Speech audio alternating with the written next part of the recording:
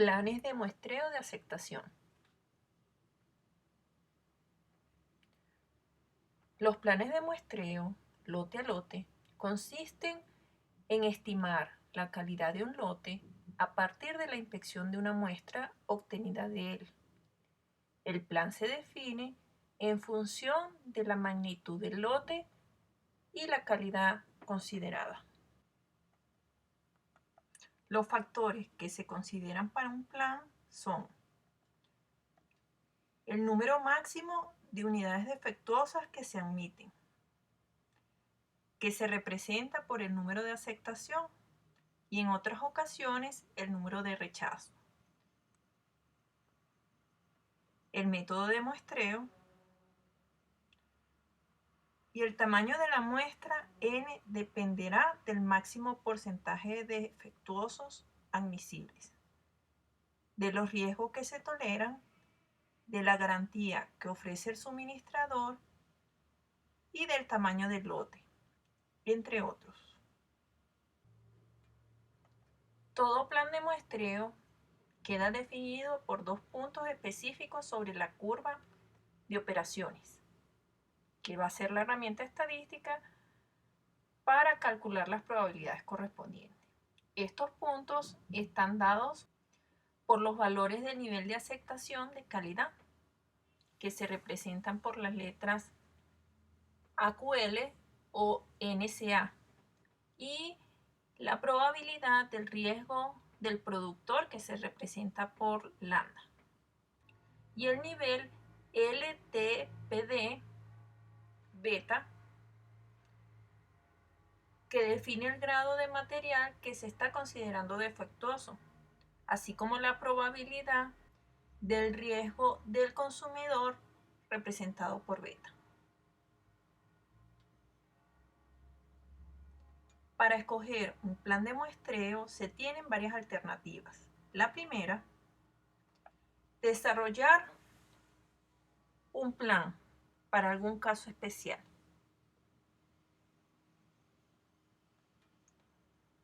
Y de segundo, el uso de tablas que sugieren los planes de muestreo. Estas tablas son conocidas como las tablas militares, que se trabajarán más adelante. También, para diseñar un plan de muestreo debe especificarse el riesgo del consumidor, que se representa por beta, en porcentaje de unidades malas y con nivel de aceptación menor o igual al 10%. Y se debe especificar el riesgo del productor lambda, al cual rechazar lotes buenos con un nivel de rechazo inferior al 5%. Es decir, estos lotes con mínimo porcentaje de productos defectuosos tendrán un porcentaje de aceptación mayor o igual al 95%. Estas probabilidades son las que se establecen en general para el riesgo del productor a un 95% y para el riesgo del consumidor a un 10%.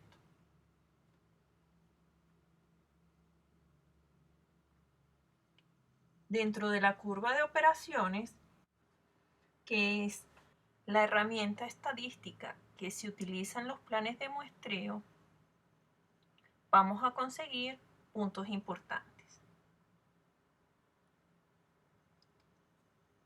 Para este caso, como esta curva lo que mide son probabilidades de aceptación en función de las unidades defectuosas, vamos a tener que la probabilidad de aceptar un lote con 0 defectos es naturalmente 100%. Y alternativamente, si el 100% de las unidades son defectuosas, la probabilidad de aceptación del lote es 0%.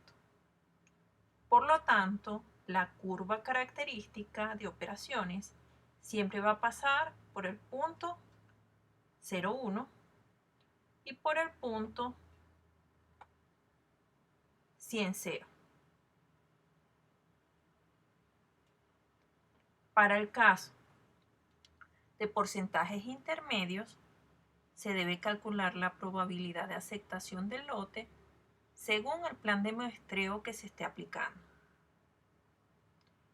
Cabe destacar, como se dijo anteriormente, que el riesgo del consumidor es el porcentaje de unidades defectuosas con un nivel de aceptación menor o igual al 10%. El riesgo del productor a rechazar los lotes buenos con un nivel de rechazo del 5% tendrá una probabilidad del 95% de aceptación. Adicional a estos valores, vamos a tener el nivel de aceptación que se establece y el nivel de defectuosos que se define.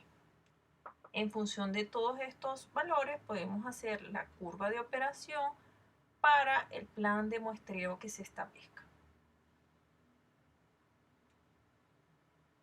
Ahora, existen diferentes tipos de muestreo. Vamos a tener los planes por atributos y los planes por variables. Los planes por atributos van a ser simples, dobles o múltiples.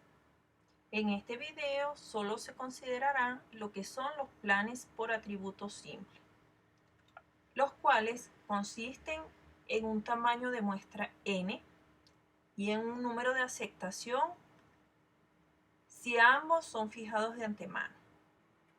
Si en la muestra se encuentran C o menos unidades defectuosas, entonces el lote es aceptado. Por el contrario, el lote es rechazado. Ahora vamos a ver qué son los planes por atributo y planes por variable. Comencemos con lo que son los muestreos por atributos. En este caso, se extrae aleatoriamente una muestra de un lote y cada pieza de la muestra es clasificada de acuerdo a ciertos criterios, como aceptable o defectuoso.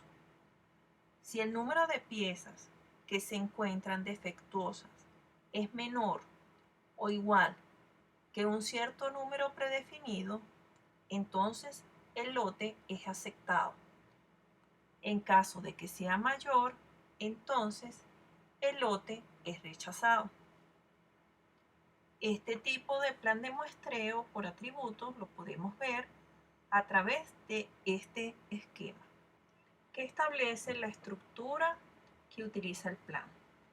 Lo primero sería establecer el tamaño n del lote, seleccionar una muestra de tamaño n, teniendo la muestra definida, se inspeccionan los n artículos. Posteriormente, se cuentan el número de defectuosos que se encontraron durante la inspección y se decide, de acuerdo a lo obtenido, si se rechaza el lote o, por el contrario, si se acepta el lote correspondiente.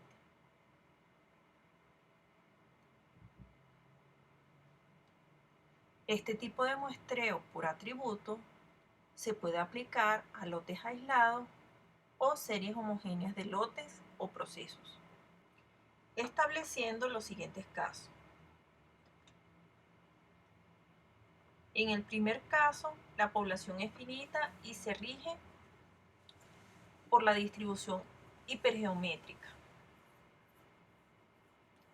que va a ser llamado muestreo de tipo A, aunque por los lotes grandes se puede aproximar por una binomial.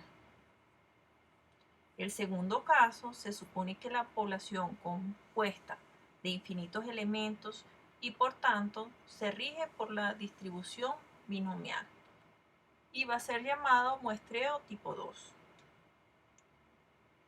Y en el caso de que el muestreo sea por número de defectuosos, la función a aplicar es la de Poisson, independientemente de que se trate de un lote aislado o de una serie de lotes. Cada uno de estos casos, unido a la distribución teórica que se representa, se van a utilizar para el cálculo de las probabilidades en las curvas de operaciones dentro de los planes de muestreo.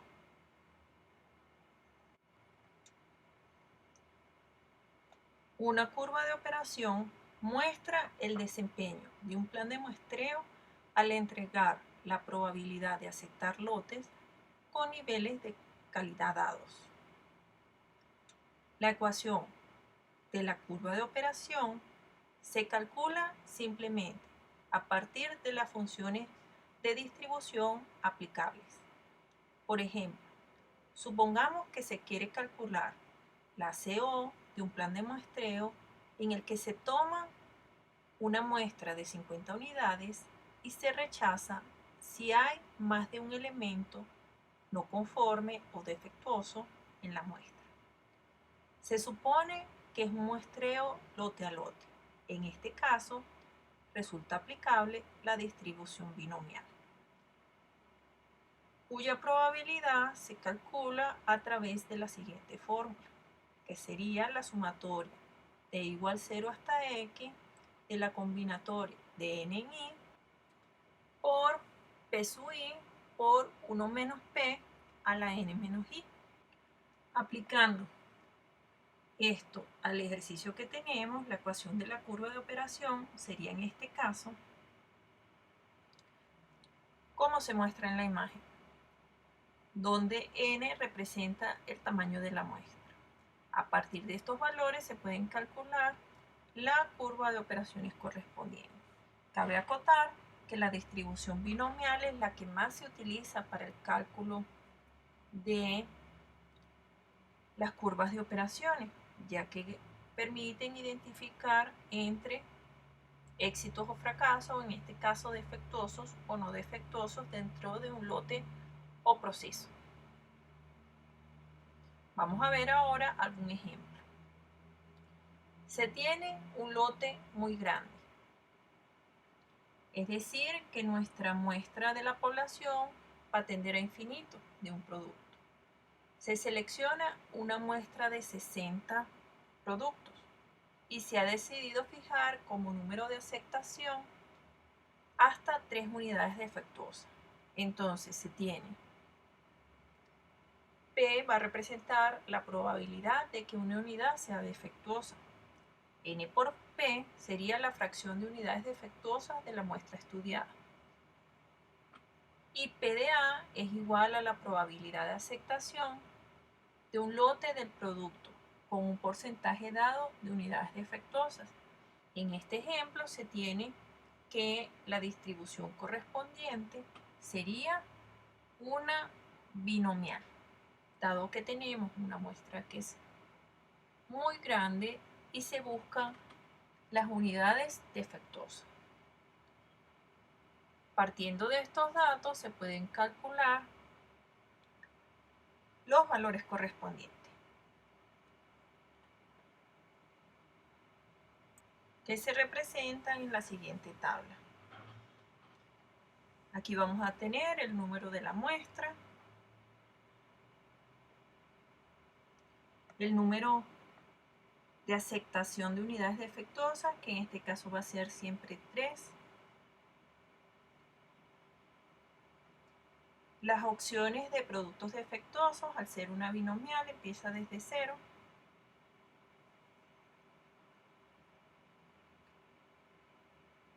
las probabilidades correspondientes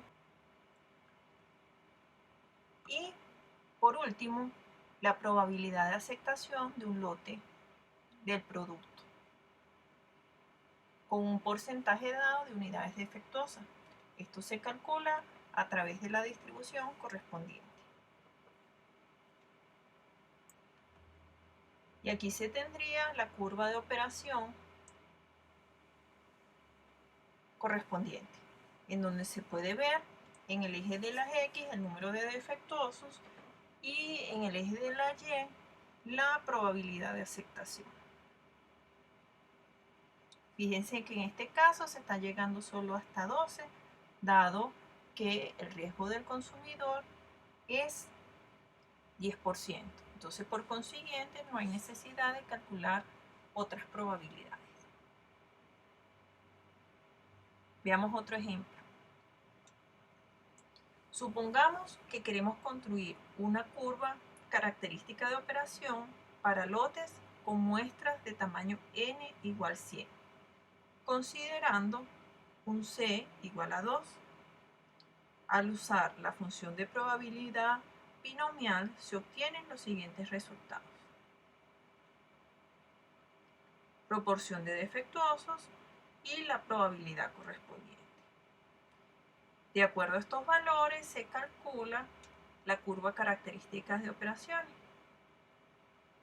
en donde se tiene la proporción de artículos defectuosos en el eje de las X y las probabilidades correspondientes.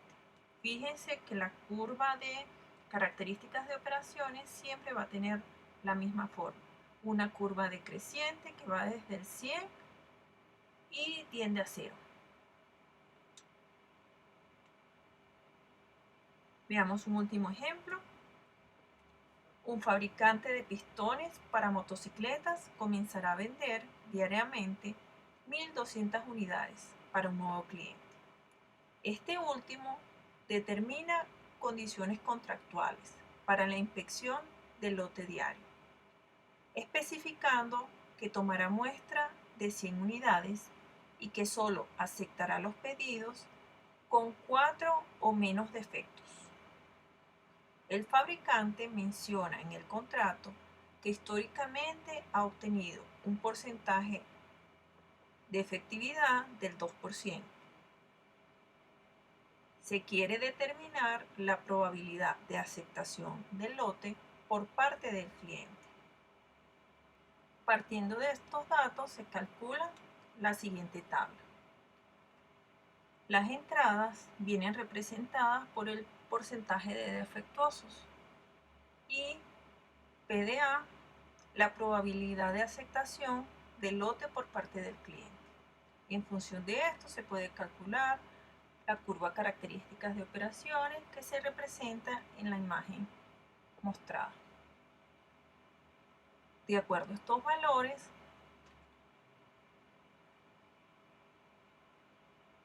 se puede decir que la probabilidad de la aceptación del lote del cliente es 94,73%, que es la probabilidad que el productor define históricamente como el porcentaje efectivo para cada uno de los lotes.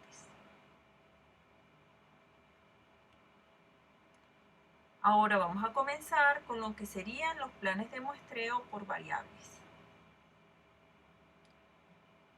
En este tipo de muestreo se toma una muestra aleatoria del lote y a cada unidad de muestra se le mide una característica de calidad de tipo continuo, con las mediciones y cálculos estadísticos que generalmente están en función de la media, la desviación estándar y las especificaciones. Y dependiendo del valor de este estadístico, al comparar con valores permisibles, se acepta o se rechaza a todo el lote. El muestreo por variables requiere que las características a inspeccionar estén distribuidas según una ley normal y trata de estimar la media poblacional a través de la media muestral. Este tipo de muestreo se aplica cuando la característica objeto de inspección es una variable o capaz de convertirse en una escala variable. Cuando la inspección por atributos es muy costosa o los ensayos son destructivos. Y cuando la inspección por atributos no brinda suficiente información sobre la calidad del producto o se tarda mucho tiempo.